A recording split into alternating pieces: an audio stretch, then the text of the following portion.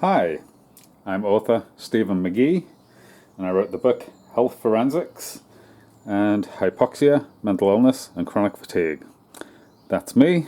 I'm standing on top of the world's largest telescopes atop Mauna Kea in Hawaii, and that's the Subaru telescope. We're here to talk about toxic altitude. That's me, and that's the world's largest telescopes atop Mauna Kea. And this is what we're going to talk about in today's talk. It's descent fatigue, and you'll find that on page 44. So let's look into this chapter and see what we find. Descent fatigue. Descent fatigue is something I have never been able to find documentation on in high altitude books and articles. It definitely occurs in professional astronomy summit workers. It may be related to descending from high altitude in a car and may be mistaken for car sickness. So what is this descent fatigue? So it was never talked about when I worked in astronomy, but workers would talk about how when they went home after work, they would feel wiped out and they would just lay around all fatigued and tired. So that's what we're talking about. So this, when you have spent the day on a mountain and you come down at the end of the day, you descend down to near to sea level from the mountain peak, which can be at thousands of feet high.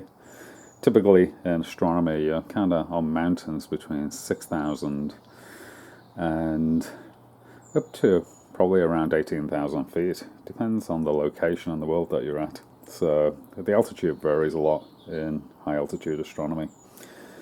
But this descent fatigue is definitely in the workers. There's no doubts about that. So we're going to look into what it actually is. So descending in an airplane does not seem to cause the severity of descent fatigue that is seen in professional astronomy workers.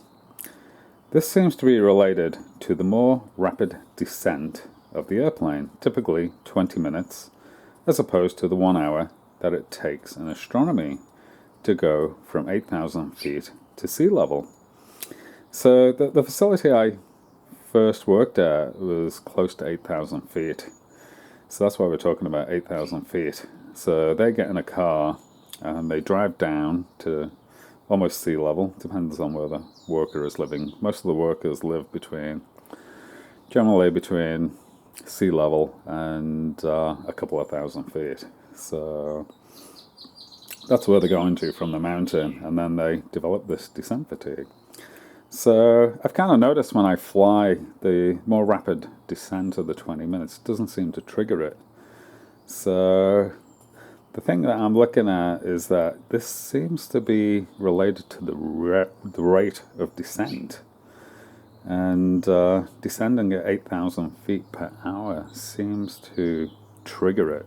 So you're descending much more rapidly in an airplane. It doesn't seem to trigger it. Although I would be interested to hear from cabin crew and pilots whether they're actually experiencing this descent fatigue. So please use the comments section of your cabin crew or pilots and you're experiencing this descent fatigue, because I'm researching it. Okay, mountain climbers also do not seem to report descent fatigue, and this may be related to the much slower rate of descent that they take. It typically takes all day for a mountain climber to hike down from 8,000 feet to sea level. So as you can see, I'm actually not only researching professional astronomy workers, I'm also researching airplanes and their staff, and I'm also researching mountain climbers, and I'm contrasting the differences between them. So if you're a mountain climber and you're experiencing this descent fatigue, I want to know about it. So please use the comments section to discuss your descent fatigue if you're a mountain climber. I'm particularly interested in the rate of descent because I'm in the belief that this may well be related to descending at 8,000 feet per hour every hour, depending on the altitude you're coming from. When it comes to significant altitude changes in the human body, very fast or very slow seems to work much better than taking an hour per 8,000 feet descent in altitude. I call it descent fatigue because it does not seem to happen on the way up to altitude. Workers do become fatigued and lethargic at altitude, but it is less severe than what occurs on the way down. What happens at high altitude is called altitude sickness and is extensively documented.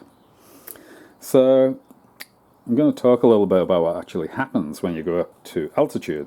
So altitude sickness is coming out of hypoxia. So when you go to the top of these mountains, there's less oxygen, so you go hypoxic. And the body's reaction to hypoxic exposures is to make more red blood cells. So your blood thickens when you go up to the top of these mountains. And your blood turns into like a soup.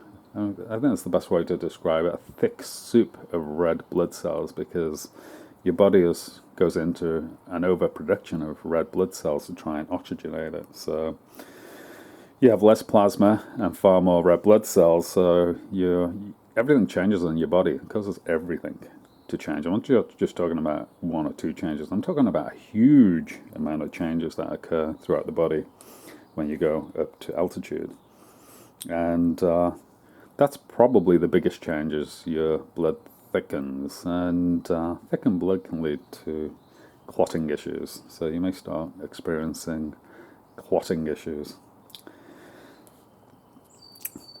So I think this descent fatigue is coming out of the reverse of that.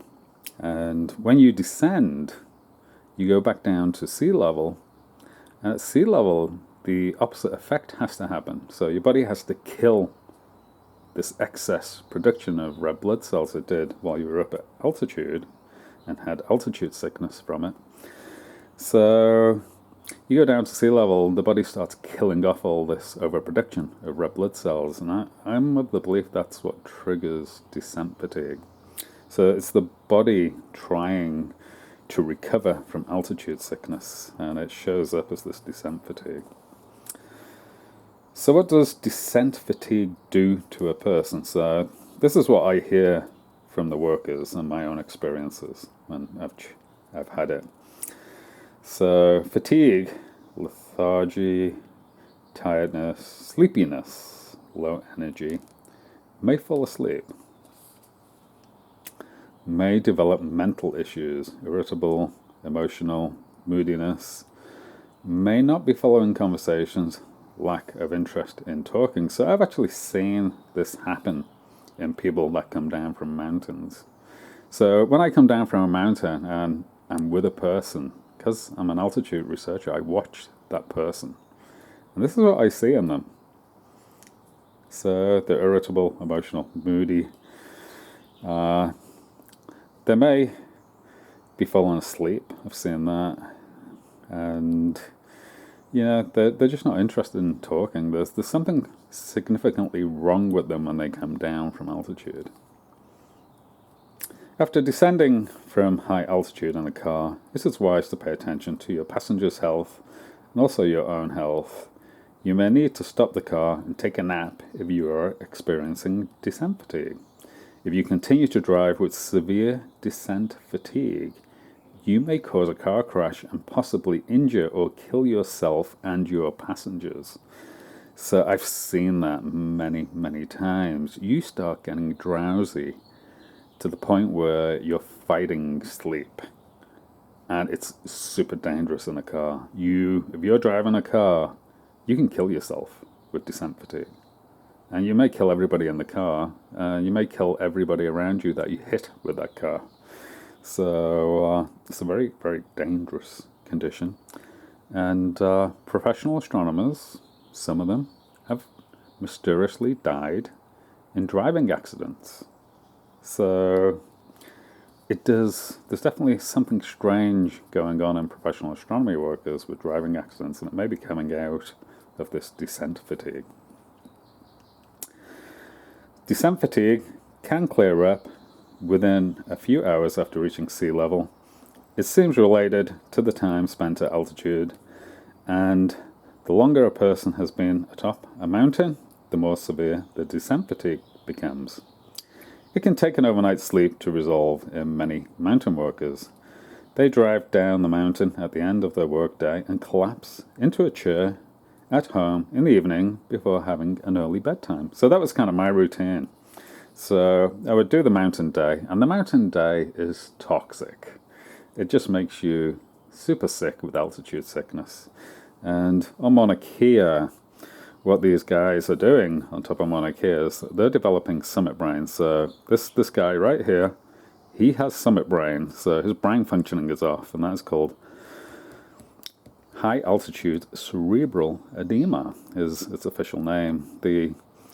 For some reason, the management team have made their own name, and they call it summit brain. I think that's to prevent the workers from realizing that it's actually high altitude cerebral edema that they're experiencing. If you try and research summit brain, it'll bring nothing up. The only place that term is used that I know of is in professional astronomy. So if you type in high altitude cerebral edema on the internet, or HACE, it's HACE, it'll bring up all kinds of information about people dying and people being maimed by it, because it's a very, very serious medical condition to have. So HACE and summit brain seem to be the same condition. So basically this worker has summit brain, which is also known as HACE in the mountain climbing community. So there's a lot of strange stuff going on in this person. He's up at almost 13,800 feet at the telescope complex atop Mauna Kea, and he's taking medical oxygen to stay there. So he does intermittent medical oxygen a few times a day, maybe like 10 or 15 minutes of oxygen at a time. And he's also taking over-the-counter medications. So he's not taking the recognized altitude sickness medications that mountain climbers use, because they do not appear to be on the mountain. What he's using is the company-supplied drugs. So you're looking at a drug addict. This person, when he's on the mountain, is basically a drug addict, and he is taking over-the-counter medications. That's what he is addicted to when he's on the mountain.